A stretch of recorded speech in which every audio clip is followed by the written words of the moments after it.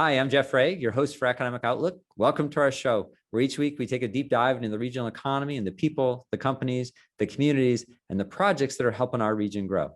A significant investment in transit infrastructure has led to some major development in cities like Portland, Tucson, New Orleans, and Atlanta. One local group believes it could have a similar impact in South Bend and has prepared plans for a streetcar project that could connect major attractions. We'll take a closer look coming up on Economic Outlook.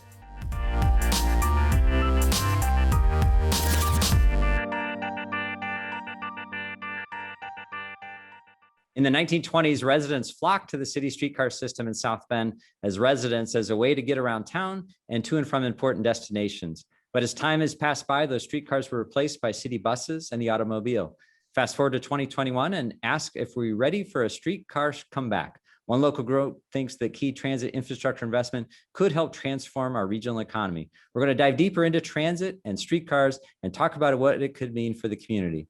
Joining me for that conversation are Chuck Lehman, principal at Lehman & Lehman in Mishawaka, Jan Cervelli, principal at Sierra Terra and former president of St. Mary's College, and Doug Hunt from Holiday Properties.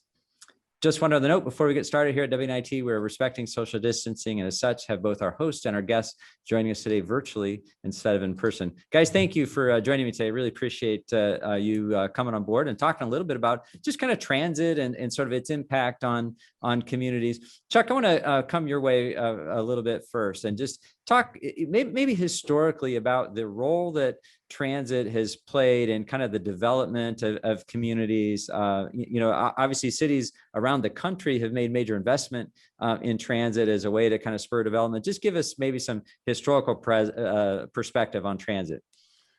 Thanks, Jeff. The aspect of transit historically, South Bend was one of those earlier cities that had streetcars, and it was used for transportation to get into the downtown, but also to get into work.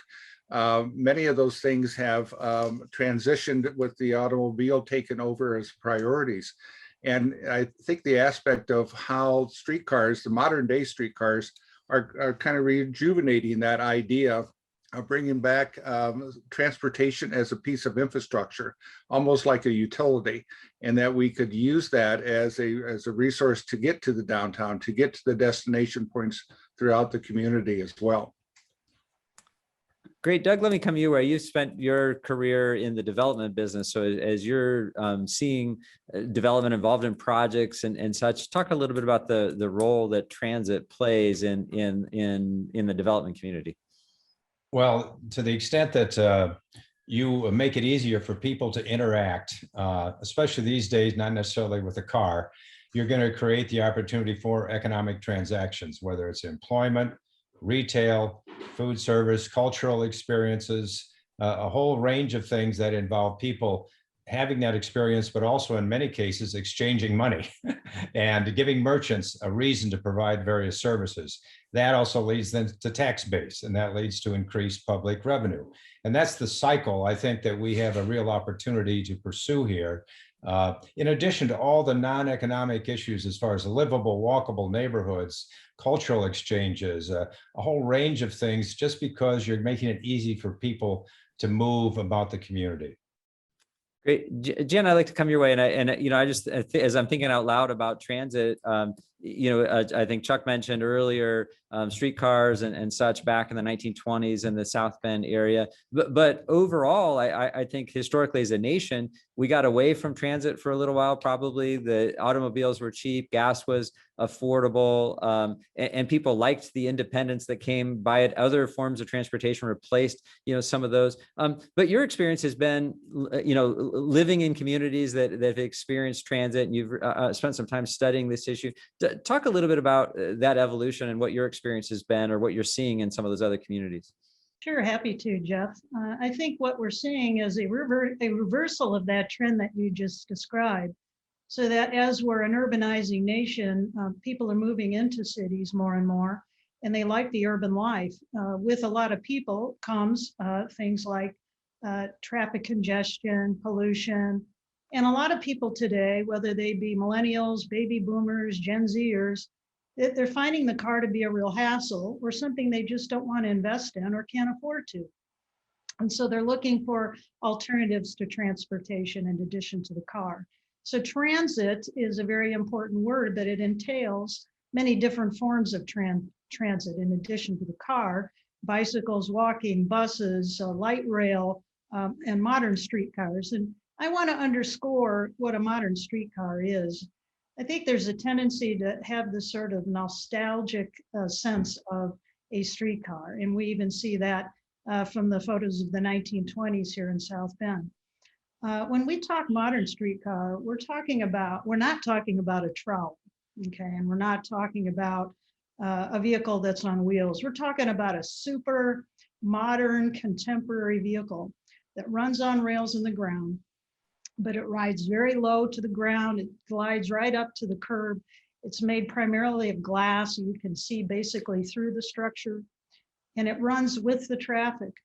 And it is one of the more preferred forms of public transportation. When you look at all the studies, it exceeds the demand and the desirability over buses. And so I think it's important to define what a modern streetcar is and how it's different. We're looking at city building today and into the future. We're not looking or talking about nostalgic tourism trolleys. This is a very different tool that drives, and it serves transit, yes, but it is probably even more powerfully an economic development tool, because everywhere it stops, development takes place. And then in the in-between those stops, development takes place. So the city grows, density grows, tax revenue grows, and the needs of the community are met at the same time. Jan, if you don't mind, I'm going to stay with you for a quick second for a follow-up. So obviously, we're all in a race to attract those millennials and grow our population and have that development and such here. Some have recognized transit as that important tool that will help them get in there. Can you speak to just, some of the communities in the United States, for example, that are doing this and doing it well, that we would look to as a model? Well, I'll start with a city which I had direct involvement in when I was Dean of Architecture, Planning, and Landscape Architecture, the college at the University of Arizona. I was involved with the city in the planning of their streetcar. And this started back in 2012. They started the planning. They were able to secure a grant from the federal government that helped pay for more than half of the cost of it. And they were looking to primarily serve the needs of transit. But I'll tell you, the area that they ran the line was through the downtown. They were connecting the university to the downtown and to the west side of downtown. I can tell you downtown back in those days was not a place that many people wanted to be. It was empty. It was in worse shape than downtown South Bend or Mishawaka. It was a scary place. There was no services, no much of restaurants. And so the mere announcement that the city was able to secure this major grant from the government confirmed that this was going to happen. And that's when the development literally started along the streetcar route itself. The investment by developers for offices, for restaurants, for housing. So it has to date generated $3 billion in public and private investment along a 4-mile route. And that was for a project that was an investment of $150 million investment, returned on that $3 billion investment. That doesn't include the tax revenue that's been generated over that time. So what was discovered in Tucson, and I think that there was no sense that this was going to be as successful as it was in that way. And so I think other communities have found the same success. Kansas City, their initial route was relatively short in downtown. They've just secured their second major federal grant to extend the route. Cincinnati has had that success. Milwaukee, there's multiple. If you go to the riverrail.com website, you'll see a list of communities that have seen these benefits from these investments.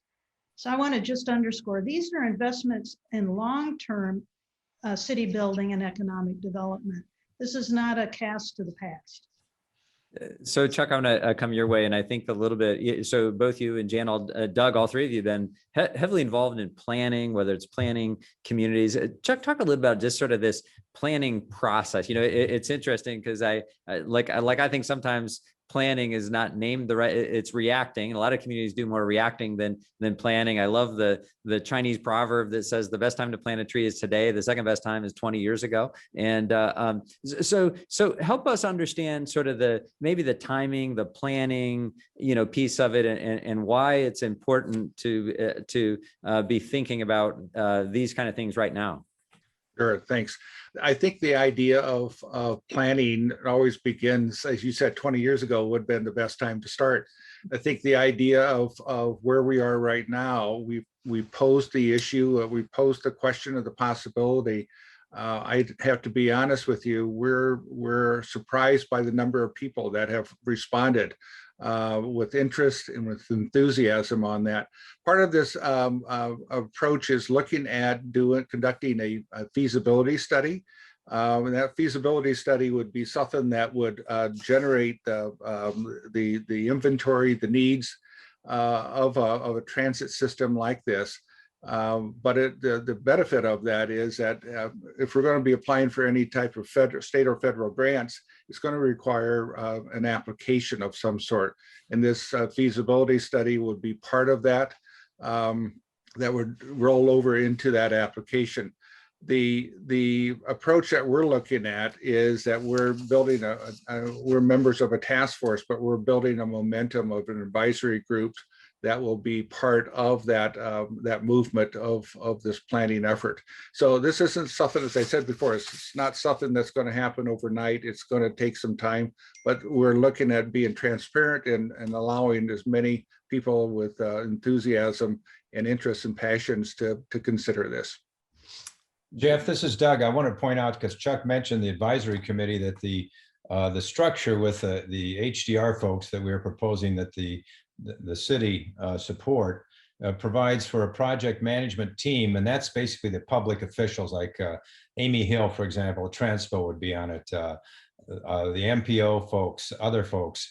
The advisory committee, which is the one that we would expect to continue to work with, would be much larger. I think we've already had enough interest to serve on that committee. We could staff it today, but we want to continue to reach out to people because that's an important part of building the momentum and bringing in the experience to get this done. Great. Jeff, one other thing I would want to say too, I think the result of planning is just basically a good education, it's good understanding of what the planning and efforts are. And so part of this planning is to educate the community as well. Great.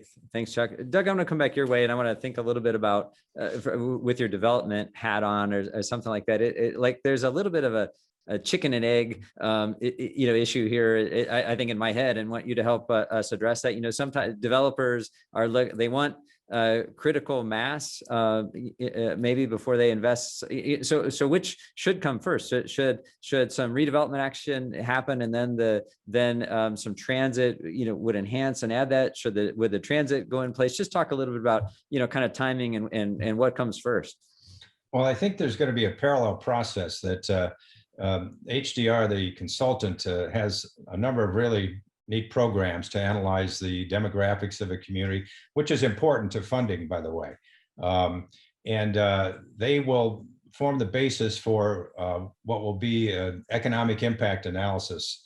So I think what we'd probably do, and Jan can add to this possibly, is that they would come up with a proposed line, proposed stations, and then what you do, and I know that one of her colleagues back at the University of Arizona is a nationally known expert on this. You figure out what's the kind of development that's going to be driven by the proximity to that station, whether it's a retail, office, residential.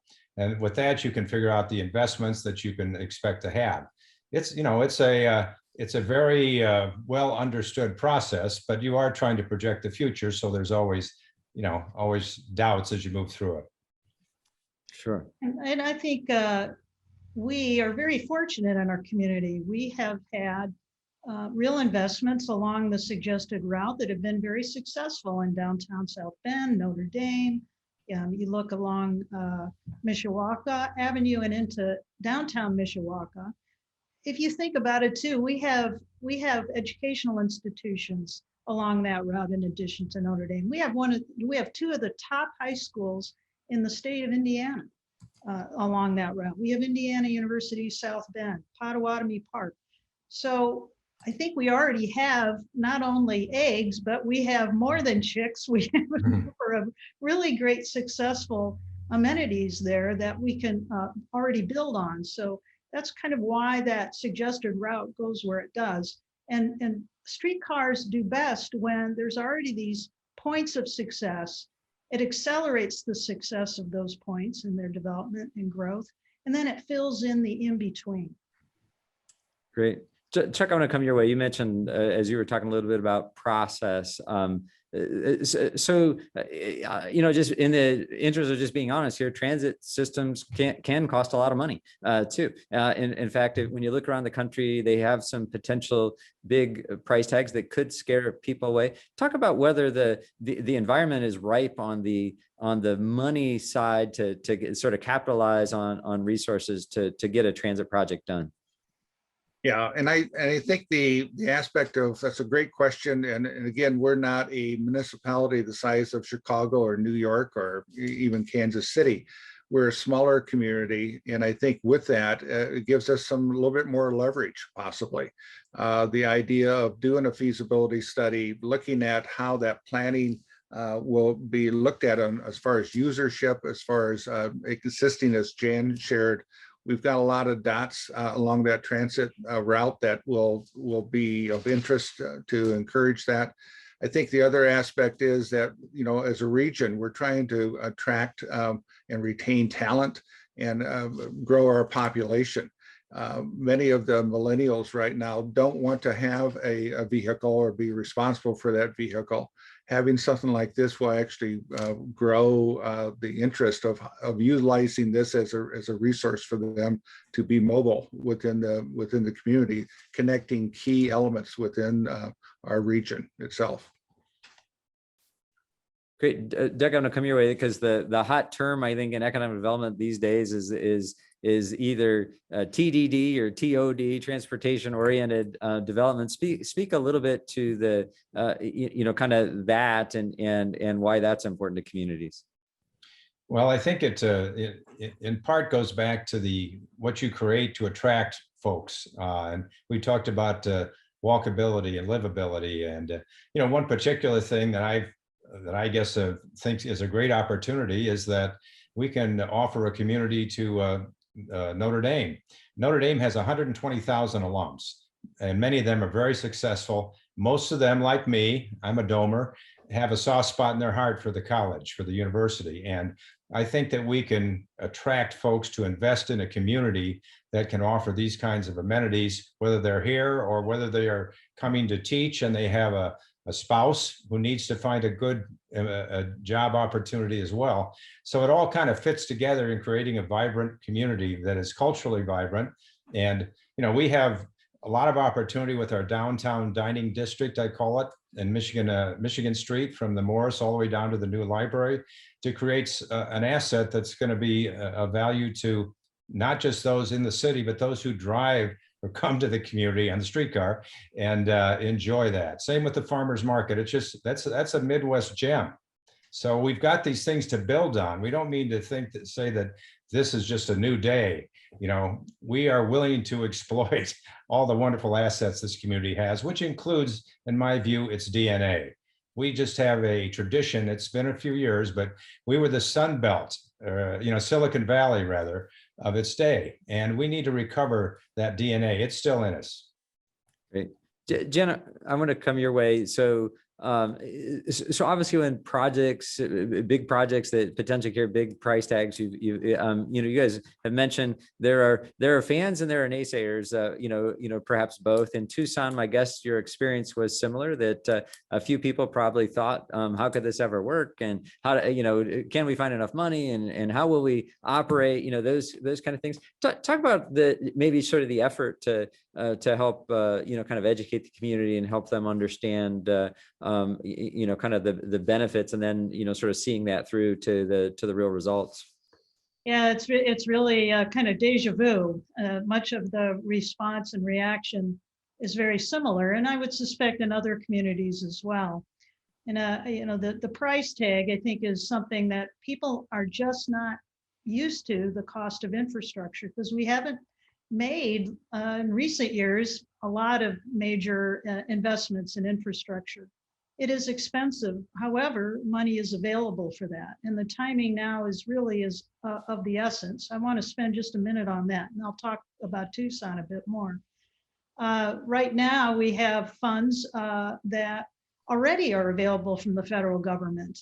And then on top of that, we have this stimulus money that's going to be flowing into the states. We have the Biden proposals for infrastructure investments. Even our own city, our own state has done great work with investments in regional cities. And so I think there is no better time than now than I can think of in history for this community to take on this project. Yes, it appears big, but I think it's something we can accomplish by working together. The city of South Bend, the city of Mishawaka, the county, Maycog, Notre Dame. I think we can pull together and pull a project like this off. I think we have the capacity to do that. Back to Tucson, how did they get over some of the perceptions of it? I think the first important thing was they went on a major educational effort with the community as to what is a modern streetcar. And they had many, many, many public meetings. Of course, it's before the COVID days. But they had a task force that met with all the constituencies that would be impacted or involved in the planning. The upfront planning is really important to be transparent and involve the community in that. Through that happened a lot of education as to how streetcars work and what the benefits would be. And so I think that would be an important part of this planning process, is to have this advisory group, to have a lot of contact, whether it's a virtual or whether it's in person. Hopefully we can get back to that all along the way, up to the point of the opening of that streetcar and beyond, to be able to make sure that it's functioning well and working on behalf of everyone. Jeff, this is Doug. I want to say Jan mentioned the advisory committee. That's a critical component here. And it is one that we are committed to continue to work to develop. We already have, as I said, an expression of interest from a number of folks. That committee is going to be very active. It's going to address and be addressed by folks from all across the community. And that's a continuing commitment that we're willing to make, even as the engineers and the technician are doing their work. Great. Doug, we're down to about 3 minutes here, and so I'm gonna maybe follow up with you. So fixed route versus flexible route. So some folks might say, wait, why don't you just do a trolley? That way you can evolve as with needs. You can switch the route if necessary versus a hard fixed rail investment. What would be the reason you do one versus the other? Well, as you know, I'm a former public official, and we all love public officials, but times can change. And as Jan has pointed out numerous times, this commitment really is a physical commitment to put the transportation in there for good, the tracks in the ground. And there's other infrastructure that would go with it. So it's that sense of assurance. And I can tell you as a developer, and by the way, I have no interest in any of these projects except to promote them for the community, but that once something is done, an investment by the community, in this case, in rail and stations and other infrastructure, you're going to feel comfortable in, frankly, exploiting that potential to the benefit of your company as well as the community. Great. Jeff, if I could just follow up on that too, the fixed rail itself will have a designated route. This is to complement the existing Transpo bus systems as well. That's really more of the flexibility to actually get off the route and move that. So this is a complement to that. The idea of having this in a fixed manner is already going to be within public right of way. So there's not going to be much of any land acquisition that would be required because of it. Great, thanks, Chuck. Chuck, I want to stay with you for a second. About a minute left. So again, next, remind us next steps. Kind of timing and where people might find more information about the effort. Sure. The next steps, we're going to continue to talk to city leadership regarding this feasibility study and this proposal. For those who want more information, we have established both a Facebook page and a website regarding this, and we do respond to anybody that has interest in that. There's a lot of information. We're updating it daily with new information that gives more of that educational component as well. So we're on the very front end, but very, very much excited about the response so far from the community on this idea and concept. Jan, I'll give you the final word, 30 seconds. Well, let's have this vision. Let's take it forward. This is a project that we can do if we all work together. This is building for the future.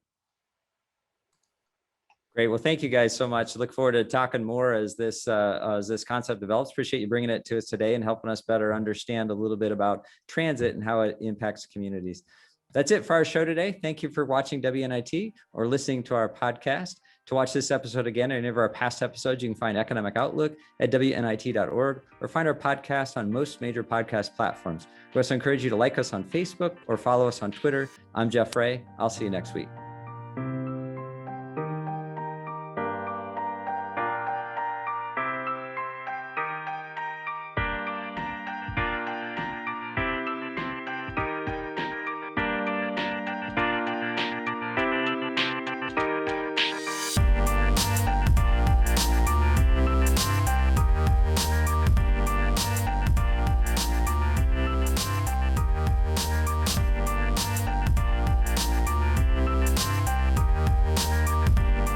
This WNIT local production has been made possible in part by viewers like you.